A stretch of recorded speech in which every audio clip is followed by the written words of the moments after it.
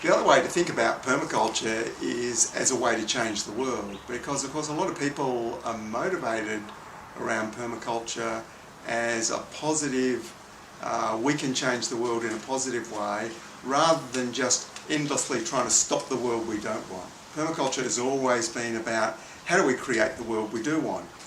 Well, when you start to think about those issues, most people think about how we change public policies, how you get the leverages of power pulled in a different way, so all the big structures in society get changed. That's an old way of changing the world. The sort of new way that's now sort of well proven, but still a lot of the politicos, the people who think about how do we change the world, haven't caught on that actually by changing yourself and what you do yourself, that is actually not just a little stepping stone to contributing to a larger change, it's actually arguably the most powerful thing you can do. And some of the reasons why are, firstly, if you've got a strategy or anything in permaculture, from owner building to community supported agriculture, right back to just growing your own food in your backyard, when you do something for yourself that you benefit from, that reflects the ethics and design principles of permaculture, you're doing something for yourself and you're also reducing your adverse impact on the world. But by doing something that you benefit from, that is potentially attractive to other people to say, oh, I'll do that too. Whereas the hard-bitten person who's doing something just to atone for our sins in the world is not very attractive to many other people. You know, a small proportion are motivated by such things, but most people want to get something out of it, and especially get something directly.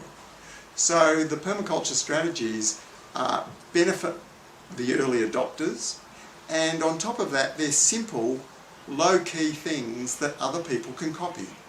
And they often don't need permission of the authorities, of the banks to provide funding to do it.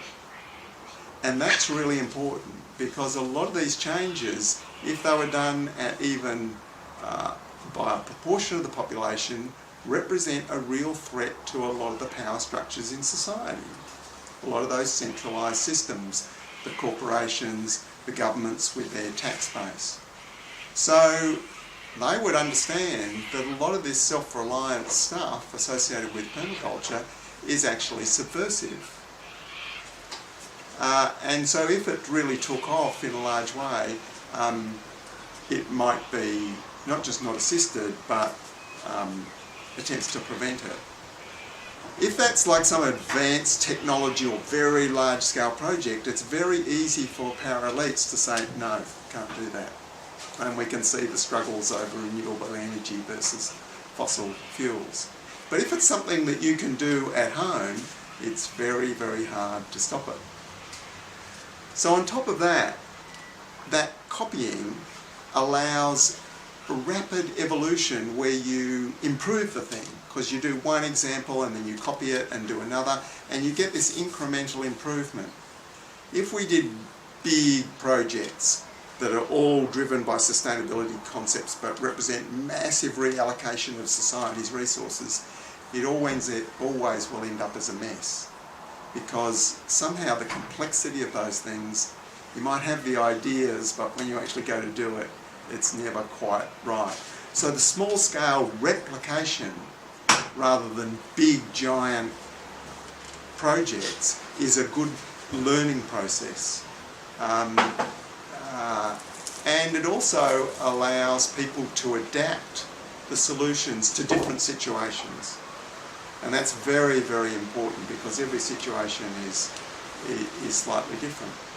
And then when you get more people doing it, that gives you, if you like, the lobbying power of, well, there's all of us over here doing this. We've got a bit of a power base through autonomy, not a power base through shouting louder to get the authorities to change policies, because that's really a powerless way to go about things. And we can see in the last 30 years how mass movements to get structures to change direction, whether it's due to engaging in foreign wars or whether it's to do with climate change, have actually been harder and harder to get those changes and requiring more and more mass movement resources.